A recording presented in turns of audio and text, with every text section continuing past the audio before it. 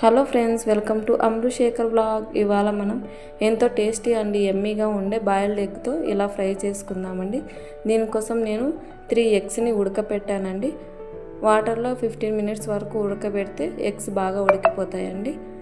ఉడికిన తర్వాత ఆ ఎగ్స్ని కట్ చేసి పెట్టాను. తర్వాత ఆనియన్స్, పచ్చిమిర్చి, టమాటో కూడా కట్ చేసి పెట్టానండి. అలాగే స్టవ్ వెలిగించి కడాయి పెట్టి 1 టేబుల్ స్పూన్ల వరకు ఆయిల్ వేసి, ఆయిల్ కొంచెం హీట్ అయిన తర్వాత అందులో కొంచెం సాల్ట్, అలాగే కొంచెం పసుపు కూడా వేసి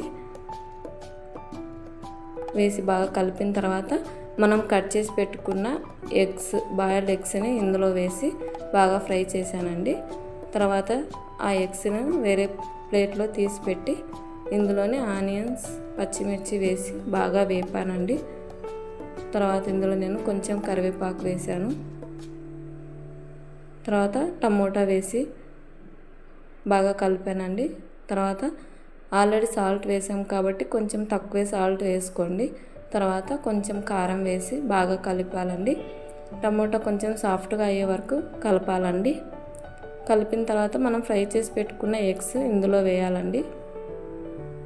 ఇలా వేసి ఒక 2 మినిట్స్ అలా కలిపిన తర్వాత లాస్ట్ చివర్లో కొంచెం ధనియాల పౌడర్ వేసి బాగా కలపాలండి.